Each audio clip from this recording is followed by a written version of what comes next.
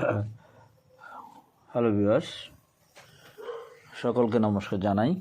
আর তারপরে শুরু করছি আজকের শেয়ার বাজারের ব্যাংক নিফটি।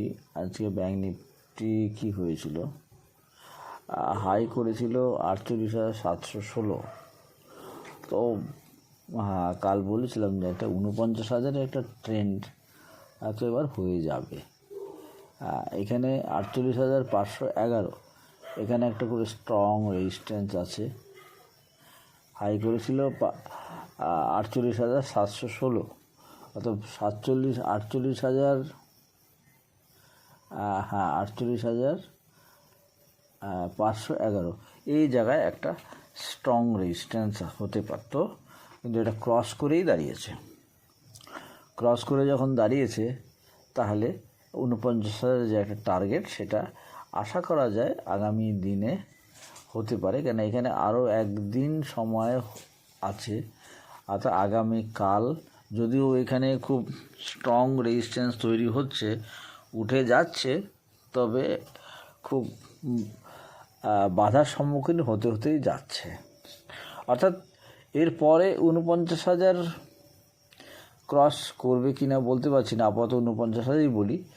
তারপরে যদি ক্রস করে তাহলে পরে দেখা যাবে, কিন্তু 49,000 যে একটা রেজিস্ট্যান্স এখানে তৈরি হবে আশা করছি।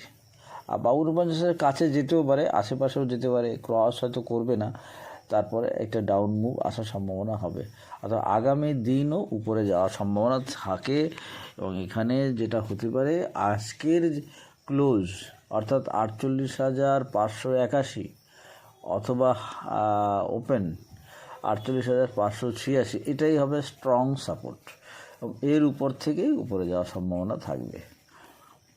তাহলে ব্যাংক নিফটি সম্বন্ধে এইটুকুই, কেন এখানে আর কিছু বলার নেই। কেন যখন উপরে চলতে থাকে তখন হায়ার হাই দিতেই থাকে এবং হায়ার বটম তৈরি করে। হায়ার বটম মানে নেক্সট তার ঠিক প্রিভিয়াস হাইয়ের উপর থেকে, সেই হাইটা কিছুতেই ব্রেক করে না। হ্যাঁ, এটাই হতে থাকে। হ্যাঁ, সেটা এইটুকু গাইডলাইন দেওয়া যেতে পারে, গাইড করা যেতে পারে যে এইটুকু এর উপর থেকে, অর্থাৎ আজকের ক্লোজ অথবা ওপেন এর উপর থেকেই একটা লং করার সম্ভাবনা। তবে এক্ষেত্রে লং করাটা খুব ভালো না বুঝতে পারলে করা যায় না, কেন ওটা হাই যাবে। অনেক এখানে অনেকগুলো ফ্যাক্টর কাজ করে, অনেক সময়ের ব্যাপার আছে, সেই জন্য এটা বুঝে করতে হয়। তো মোটামুটি বললাম যে আজকের ক্লোজ অথবা ওপেন এই জায়গাটা স্ট্রং সাপোর্ট, এর উপর থেকে কিনলে লং করলে করা যেতে পারে। তো এই হচ্ছে ব্যাংক নিফটিও আজকে হাই গেছে, এবং এগুলো সব বলেছিলাম যে নিফটি উপরে যাওয়ার সম্ভাবনা, নিফটি ব্যাংক নিফটি সবই উপরে যাওয়ার সম্ভাবনা তৈরি হয়েছে। হ্যাঁ, আজকে নিফটি হাই গেল 22,697, আর ক্লোজ হয়েছে 22,666। অর্থাৎ গত আগামী দিনে একটা আপ ট্রেন্ড। দেখি টাইমটা একটু দেখি, এখানে টাইম দেখে বল। নিফটি আজকে নিউ হাই দিয়েছে 22,697। তো এক্ষেত্রে 23,000 পর্যন্ত যাওয়ার মতন একটা অবস্থা তৈরি হয়েছে, কিন্তু একটু ব্যাপার যে টাইমটাও বেড়েছে। টাইম যেটা হলো সেটা কীরকম, একটু বাড়লো।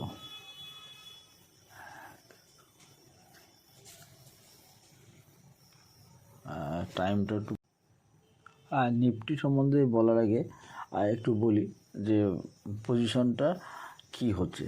গতকাল যেটা বলেছিলাম নিচের দিকে আসার একটা চান্স ছিল, আসেনি। তো এখানে এসপিএলে যেটা দেখছি তাতে সময়টা বাড়ছে।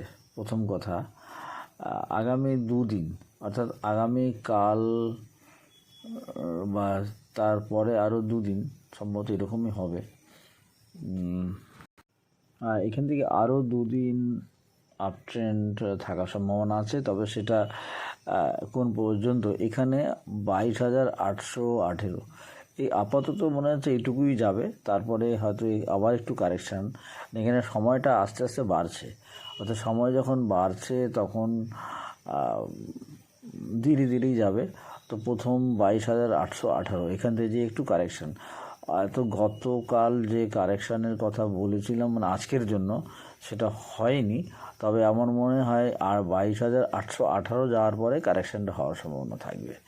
আর এখান থেকে একটু প্রত্যেকটা জায়গায় যে একটু কারেকশান হতে পারে এই ধরনের একটা হয় যখন মার্কেট যখন আপট্রেন্ড হয় এবং যখন আপ হতে হতে তা প্রত্যেক সময় একটা ছোটো ছোটো কারেকশান নেয়। সেই কারেকশানটা হয়তো 22,818, আগামীকালকেও 22,818, আজকে গিয়েছিল 22,000, হাই করেছিল 22,697। আশা করা যায় আগামীকাল 22,818 এখান থেকেই সেই কারেকশানটা হবে। সেই কারেকশানটা যখন হবে তারপরে আবার নেক্সট আপট্রেন্ড, এবং এটা খুব সময় নিয়ে হবে।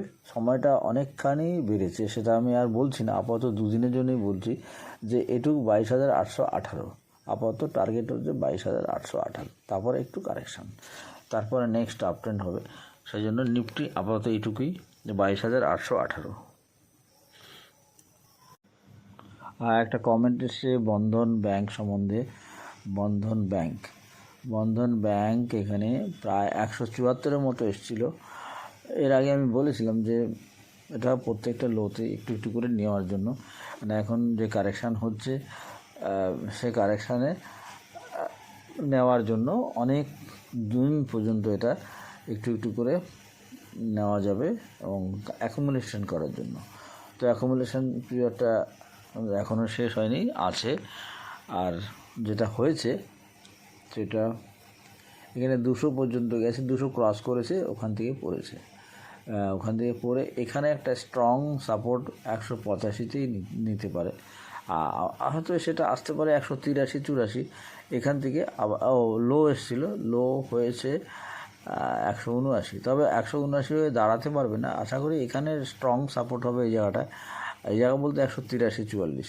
তো এই জায়গাটার থেকে আবার একটা নতুন ওয়েভ তৈরি হবে, আসবে উপরে, সেটা 200 ক্রস করে যাওয়ার সম্ভাবনা থাকবে, সেটা 209টায় হবে। তবে যারা 200 নিচে কিনেছেন তাদের জন্য বলি 209 10-এ যখন আসবে, অর্থাৎ যদি তারা 200 নিচে কিনে থাকে তা 200 টাকার লেভেলে একটা বাইং একটা সেল আছে, এখানে একটু সেল করতে হবে। 209 পর্যন্ত যাবে, একটা স্ট্রং রেজিস্ট্যান্স হয়ে যাবে ওখানটায়, তারপরে আবার একটু নিচে আসবে, সেটা হয়তো কন্টিনিউ 209 বা সেখানে আর একটু উপরে যেতে পারে, 213, 12-13 হাইলো বেশি যেতেও পারে। তবে এখানে একটু সেল করতে হবে, এখানে সেল করলে আবার একবার নিচে পাওয়া যাবে। এখানে যা দেখা যাচ্ছে আরও নিচে, আরেকটু নিচে আসতে পারে, আপাতত সেরকমই মনে হচ্ছে। তবে এই আপট্রেন্ড যেটা সাময়িক, এই যে আপট্রেন্ড হচ্ছে এটা সাময়িক, এটা নিচে যাওয়ার জন্য একটা আপট্রেন্ড, এখানে যেতে যেতে যেখানে আর যেতে পারছে না তাই একটু উপরে উঠে যাচ্ছে, এটা স্বাভাবিক নিয়মেই হয় ওঠা এবং পড়া। সেই জন্য আগামী এখান থেকে যখন উঠবে 200 টাকা বা তার একটু উপরে যাবে, এখানে একটু সেল করতে হবে। সেল করা এটা ম্যাক্সিমাম যেতে পারে কোন পর্যন্ত, যদি যায়ও সেটা আমি সময়ও দেখছি না, এখানে 225 টাকা ম্যাক্সিমাম, 225 টাকা যেতে পারে, তার বেশি হবে না। যদি 200 টাকার উপরে 200 থেকে 225 টাকা এর মধ্যে যেখানে পাওয়া যাবে একটু অবশ্যই একটু সেল করতে হবে, এবং এই সেলের পরে আবার একটা নিচে আসবে, তখন আবার একটা কেনার সুযোগ পাওয়া যাবে।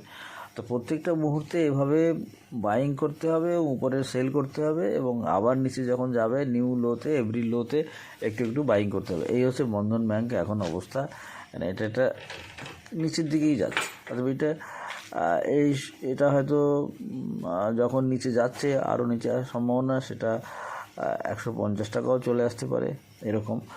সেই জন্য উপরে বিক্রি করে আবার নিচে নেওয়া, তো এটা বেশ সময় নেবে, সেই সময়টাকে ধরে ধরে এটা করতে হবে, উপরে সেল করা, নিচে প্রত্যেকটা লোতে একটু করে নেওয়া, এভাবেই অ্যাকুমুলেশনটা বাড়াতে হবে।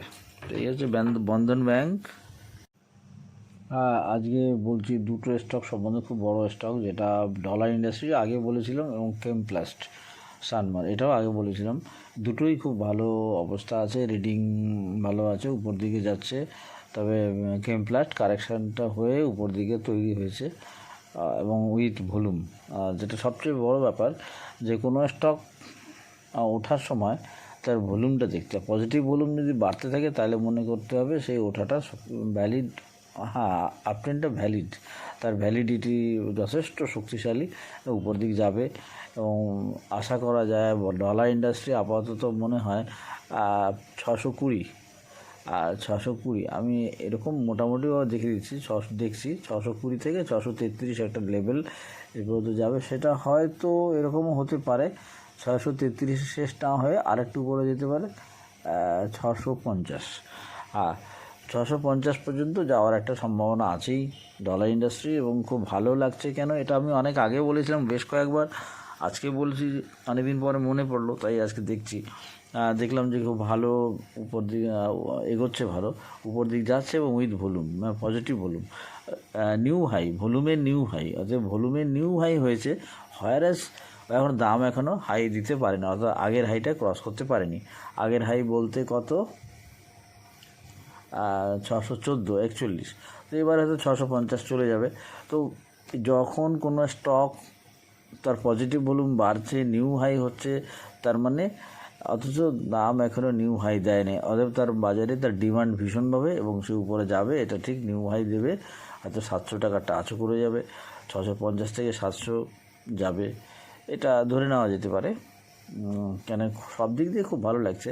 সানমারটাও কারেকশানটা শেষ করে উপর দিক শুরু হয়েছে এবং উইথ ভলিউম, তো দুটোই আজকে এই দুটোই বলছি, দুটোই খুব ভালো লাগছে। এবং আমি আগেও বলেছিলাম এই স্টকগুলো, জানি না কারা কিনেছে কিনা, যদি কেউ কিনে থাকে তাহলে তারা একটা ভালো প্রফিট অবশ্যই পাবে সামনে। হ্যাঁ এই আশা করি আজকের শেষ করছি। Thank you viewers.